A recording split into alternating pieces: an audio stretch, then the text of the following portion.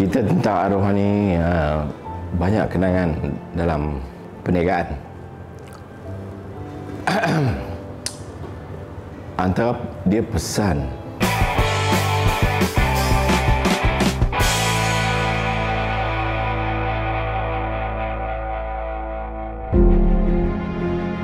Assalamualaikum warahmatullahi taala wabarakatuh. Saya Syarizan Saad daripada syarikat Next Catering Sdn Bhd. Core perniagaan ni adalah berkenaan dengan makanan dan minuman kita dalam catering dan juga kafe, bisnes, outlet macam tu.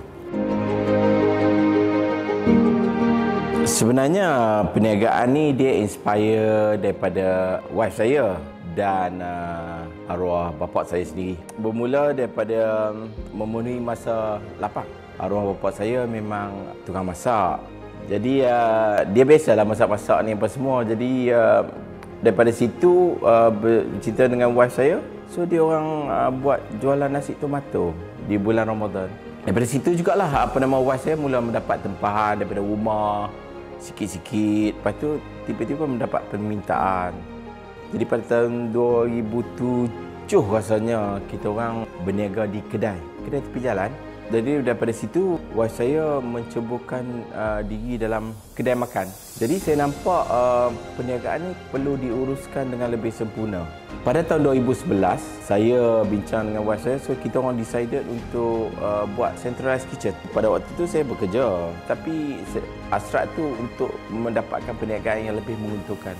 Jadi saya decided untuk berhenti kerja dan daripada situlah kita membina.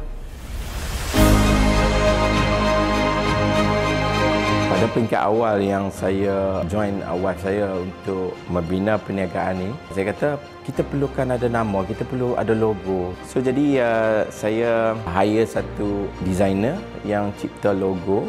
Saya kata dekat designer, wife saya nak satu yang dekat dengan dia, which is anak-anak dia.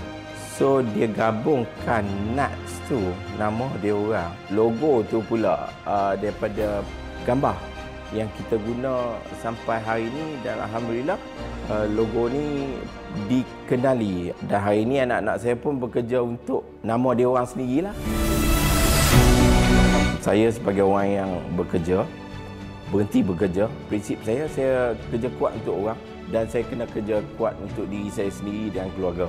Kalau orang yang dalam berniaga tu memang akan hadapi cabaran-cabaran. Tapi yang pentingnya pada saya adalah apabila kita memulakan usaha, kita perlu berilmu.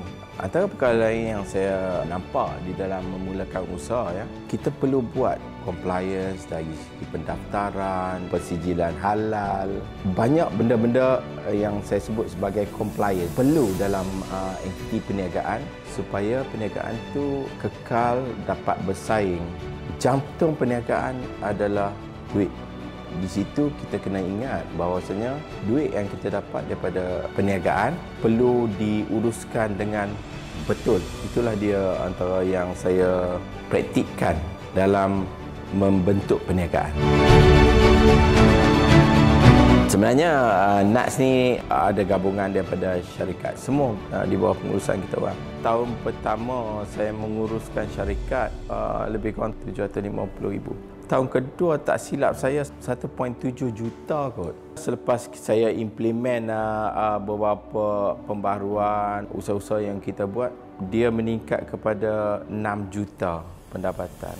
Hasrat saya nak digandakan, melebihi daripada 10 atau 12 juta. Itu hasrat saya. Antara perkara yang saya buat adalah sentiasa melihat tentang teknologi, tentang pengalaman orang. Ada satu rangkaian restoran di London. Dia bermula pada saiz yang besar, sederhana dan kecil sampai ke tepi jalan. Saya kata Nuts perlu jadi rangkaian tersebut terus membesar di dalam perniagaan kafe dan juga perlu jadi syarikat yang berkapasiti tinggi.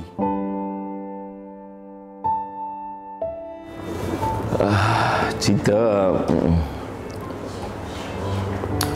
sekejap tuan.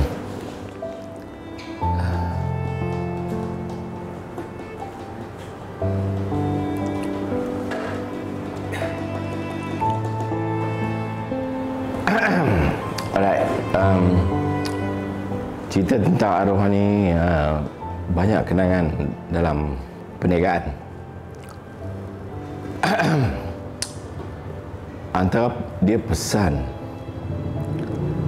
kita perlu jujur, ikhlas. Sebenarnya Mara dah lama dengan Nats. Pada waktu tu saya nak buat CJ halal. Dan alhamdulillah selepas usaha apa semua, kita dapat CJ halal di bawah peruntukan Mara. Kemudian saya pergi pejabat Mara untuk mohon bantuan. Waktu tu saya nak beli peralatan.